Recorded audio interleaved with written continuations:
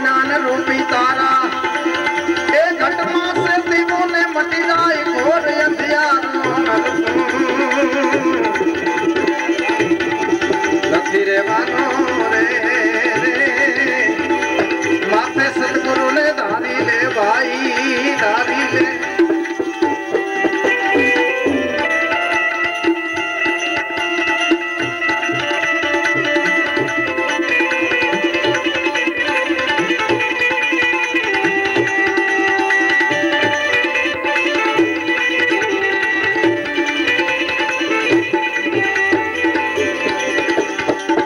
दिवस मां एक घड़ी कोई साहेब ने संभालो भाई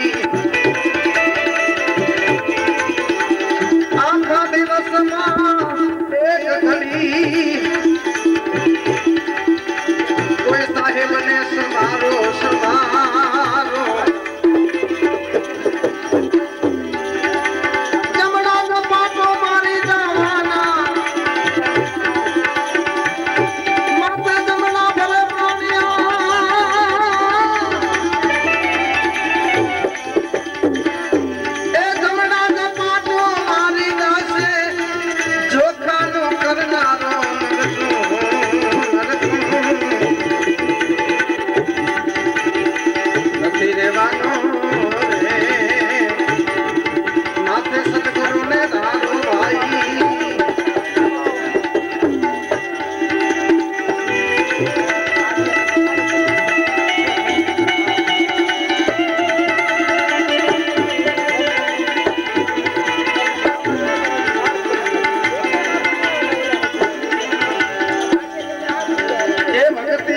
भाइयों भाव राखजो मारू ने तारू बधू मेलो मेलो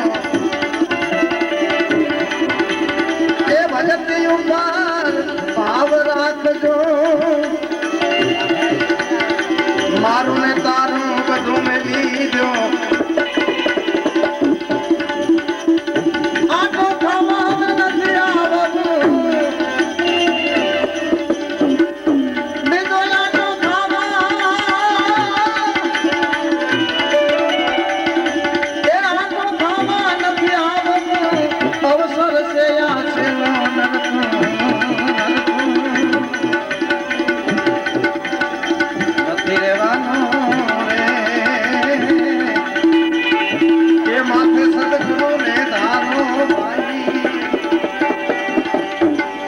अलख निरंजन ए धनी से आपनो लेखानो लेनारो लेनारो ए अलख निरंजन धनी से आपनो लेखानो लेनारो लेनारो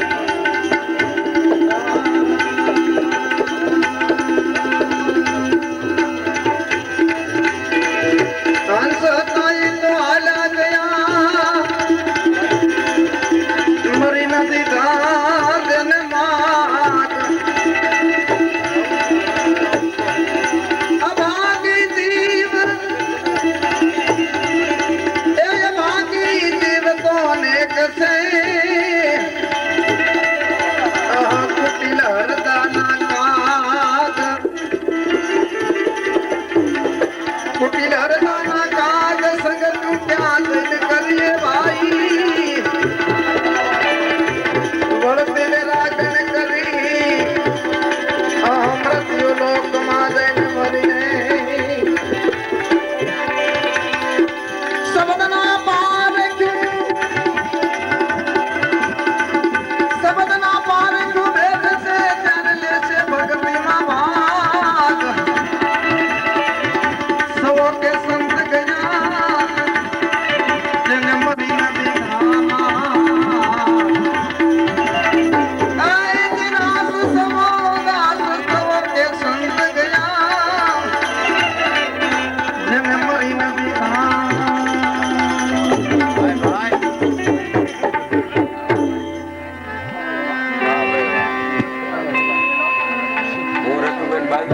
પહેલા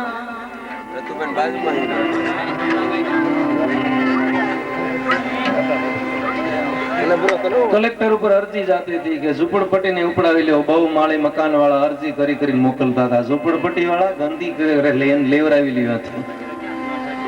પછી પરમાત્માની નોટિસ આવી. કેદી આવી? 26મી જાન્યુઆરીના દિવસે આપણો જે દેશ આઝાદ થયો, આપણો જે મેઇન તહેવાર છે.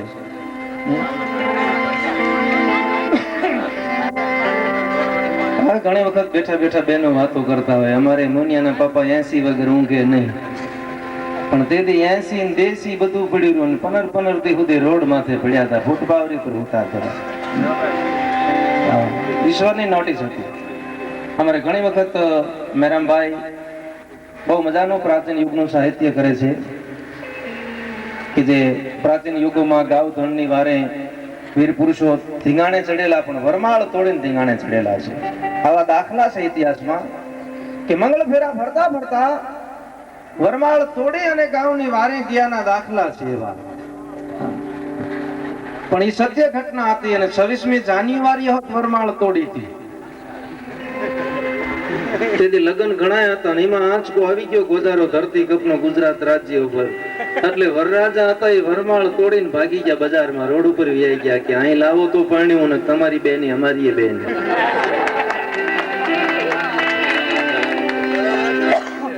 એ પરમાત્માની નોટિસ હતી. 26મી જાન્યુઆરી નો દિવસ છે, પહેલો મહિનો છે, 2001 ની સાલ છે. તેથી હતો શુક્રવાર. સૂર્યનારાયણ ઉદયચલ પર્વત માથે જ્યાં કોર કાઢી અને 50 કરોડ પૃથ્વી માથે જ્યાં અજવાળું પથરાણું અને બરાબર 8:47 નો જ્યાં સમય થયો, ત્યાં ગુજારો ધરતી કપનો આંચકો ગુજરાત રાજ્યને એવો લાગ્યો કે પ્રથમ ભાગે ક્યાંથી પ્રગટ થયો કે પ્રથમ ભાગે પ્રગટ થયો કચ્છમાંથી, જ્યાં ધ્રાંગ લૂંટાઈને ધ્રુજાવ્યા, ભૂતને લીધો ભરડો, હેંદાળને આટો ફરી, ખીડોય નાખી ખખડાવી, ઈ બચાવને ભાંગીને કરી, ભૂકો સામખ્યાળને નોરવા દીધી, શાન કે ભાન જ્યાં કેર કર્યો કાળો, ચૂંથી નાખ્યો ચકલાનો માળો, જ્યાં બચાવોની થાય કિકિયારી, નથી ક્યાંય બચવાની બારી, ત્યાંથી ઉભા રણમાં આવ્યો, માળિયા માથે મંડાણો, મોરબીના ઉડાડ્યા મોર, જામનગર માથે જડી બોલાવતો ને હાલારનો પકડ્યો, હાથ બહુ ધોણાવી બારાડીને જૂનાગઢના ઝપટમાં લીધા, ડોલાનો દક્ષિણનો દરિયો, ત્યાંથી પાછો ફર્યો, ભાવનગરને ભડકાવતો, વલભીપુર નાખ્યું વલોવી, જેની નોરવા દીધી, શાન કે ભાન કેર કર્યો કાળો, ચૂંથ્યો ચકલાનો માળો, જ્યાં બચાવોની થાય કિકિયારી, નથી ક્યાંય બચવાની બારી, વલભીપુર માંથી વછૂટો, ગોહિલવાડમાં ગુંજાણો, પોણા ભાગનું લીધો પાલીતાણા, બજરંગ બાપાની મહેરથી બગદાણાથી બારો હાલ્યો, કાઠિયાવાડ બધી કમકમાતો, રાજકોટમાં રેલાણો, 8 નંબર રોડે અથડાણો, ઈ ચોટીલા સોસરો ગયો, જય કરી સાયલાને શાન લીમડીને મારતો જો લપાટ, ધોળકા ધંધુકાને ધરુજાવતો ને ભરૂચના ઉડાડ્યા ભમરા,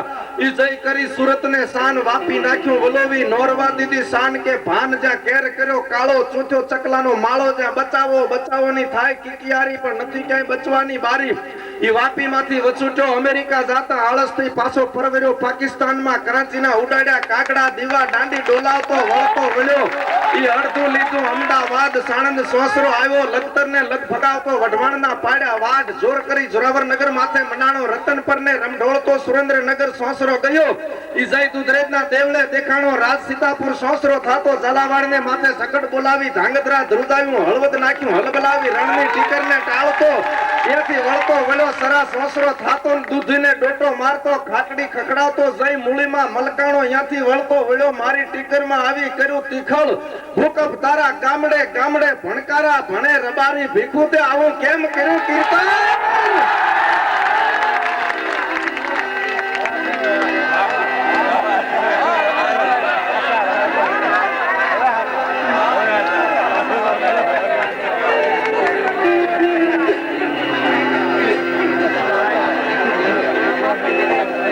આવો ગજારો આંચકો લાગ્યો ભાઈ ધરતી કપનો. હા,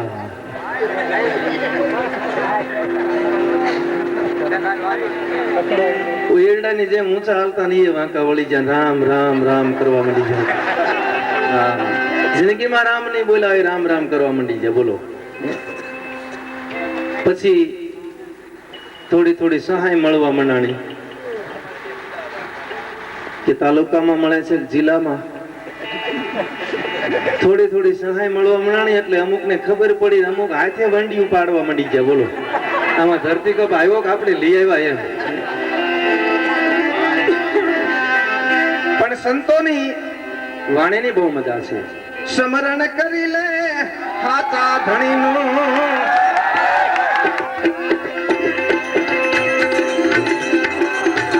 એ તારો નરકલ સુધરે નફા રે. સ્મરણ કરી લે હાચા ધણીનું,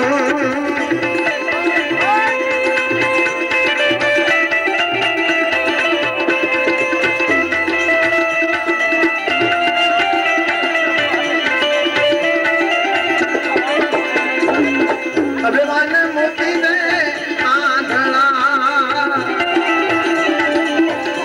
અભિમાન છોડી દે આંધળા આંધળા, અભિમાન મૂકી દે આંધળા.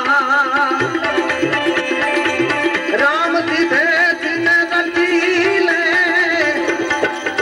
રામ સીધે સીને રચી લે.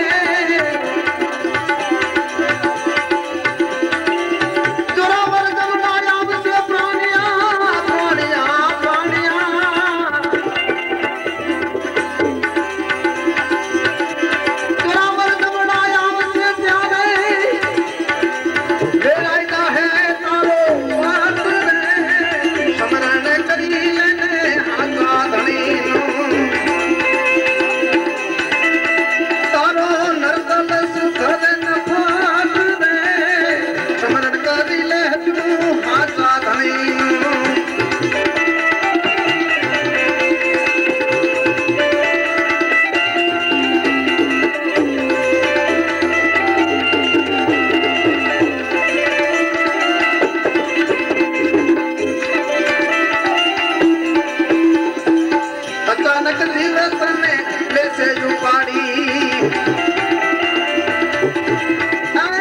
અચાનક દીવડા દીવડા દીવડા, અચાનક દિવસને લેશે ઉપાડી. ત્યારે કરી જાહે તારો ગાંઠ રે, અચાનક દિવસને લેશે ઉપાડી.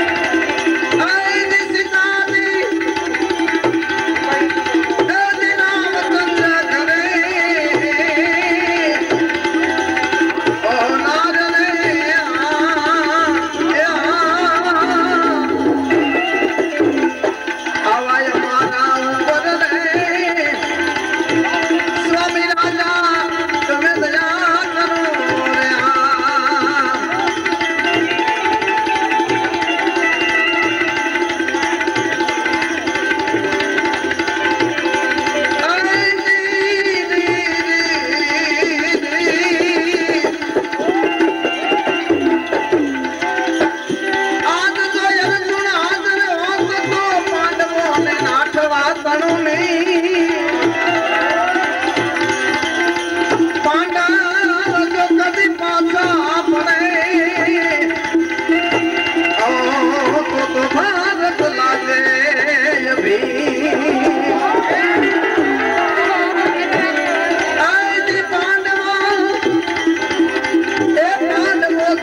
પાછા પડે ભાઈ તો ભારત લાગે, ભારત લાગે.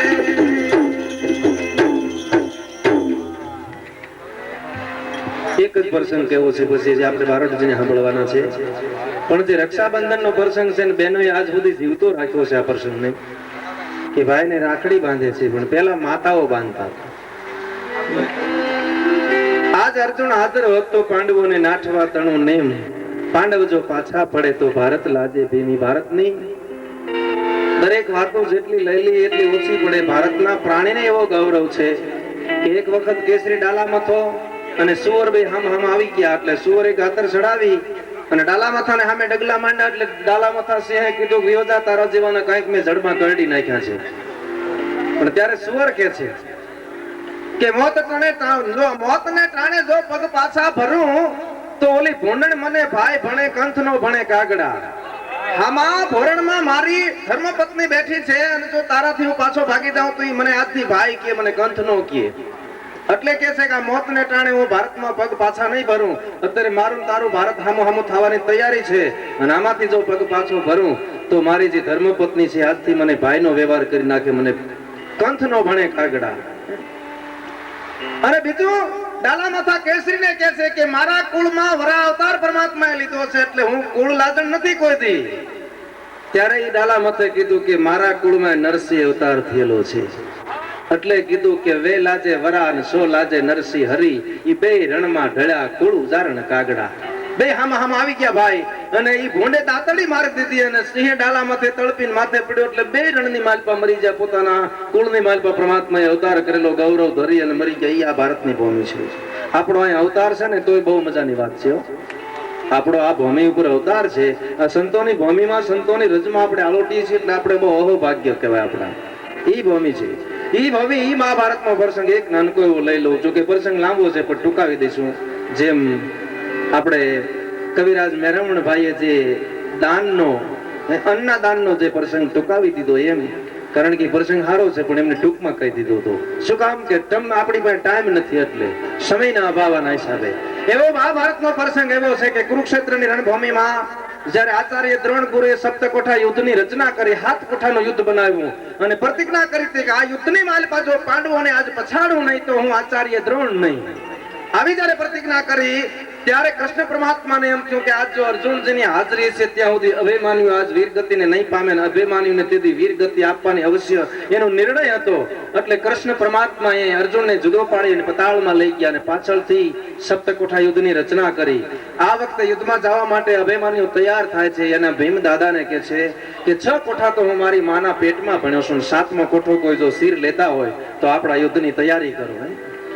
આવી યુદ્ધની તૈયારી થવા મંડાણી એટલે સુભદ્રાજી પોતાના સંતાનને કહે છે બેટા એ દીકરા તારા પિતા શ્રી પતાળ થી આવશે અને મારી પાસે માગશે પુત્ર કે ગોજારી ક્યાં ગયો છે મુજે માલ રે ગોજારી.